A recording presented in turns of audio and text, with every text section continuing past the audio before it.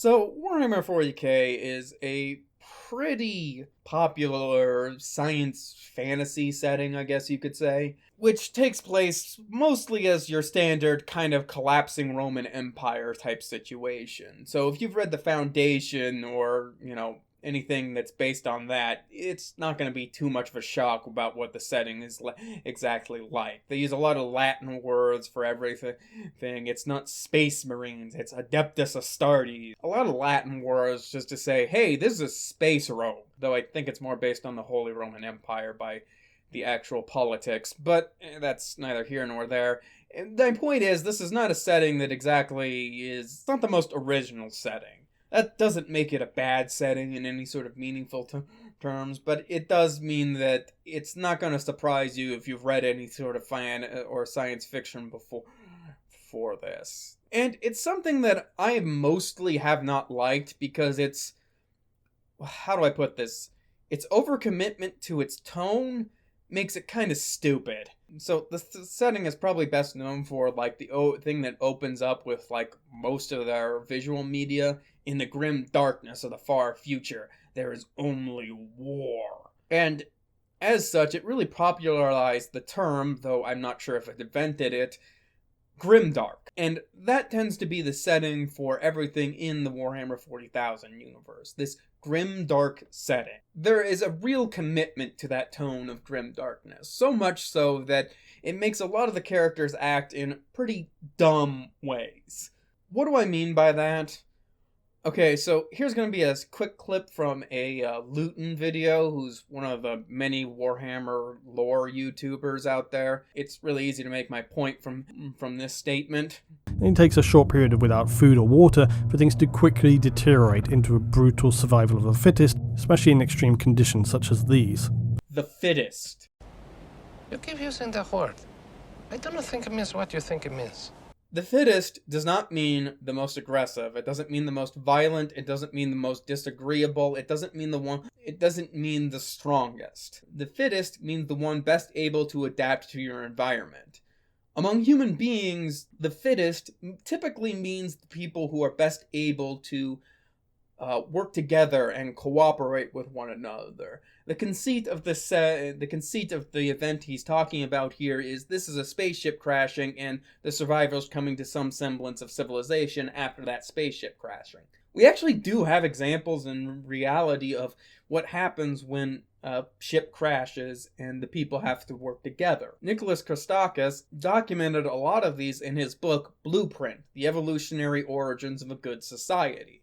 And what he found is the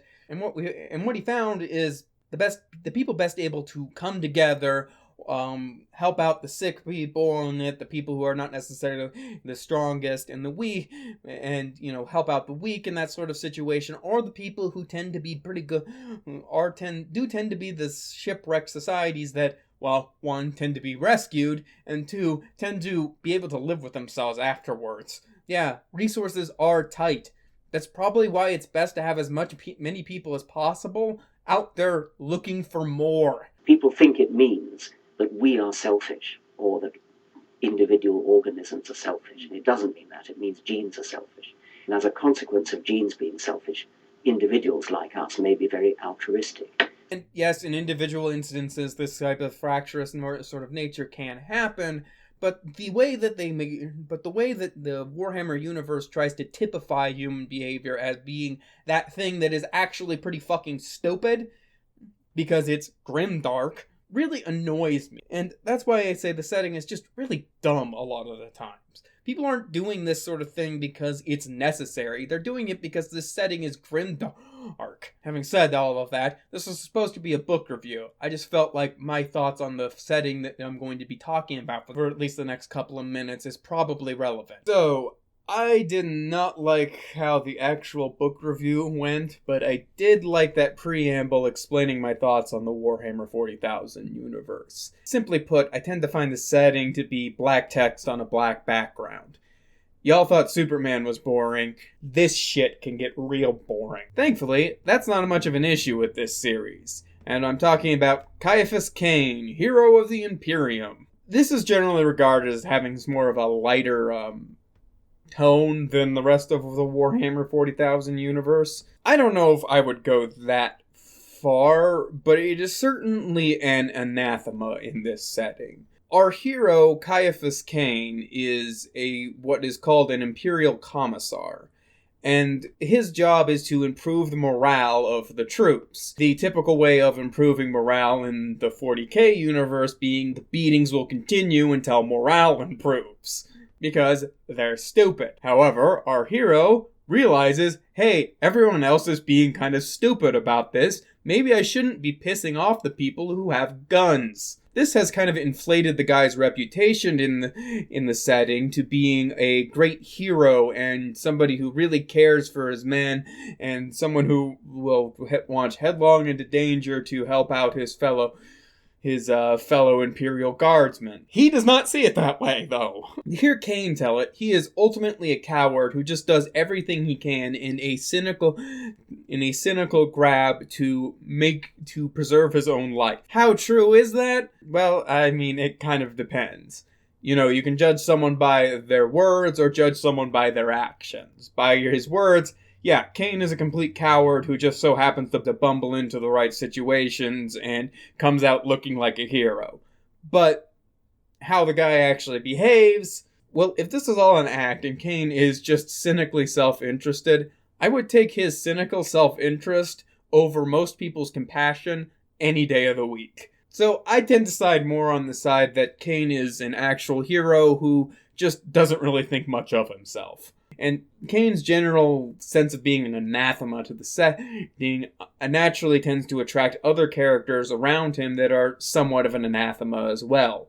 The guardsman colonel, who he spends most of the series talking with, she has a altercation in one of the later books with a different guardsman colonel, where they're doubting their loyalty to the Imperium because they're not dying at the same rate. And her response is just go, we're not doing stupid shit and getting ourselves killed. We also have more kills than you do. I think that's ultimately the measure of a successful unit. And this is kind of an anathema to the broader scope of the Imperium, which is mostly just kind of a meat grinder.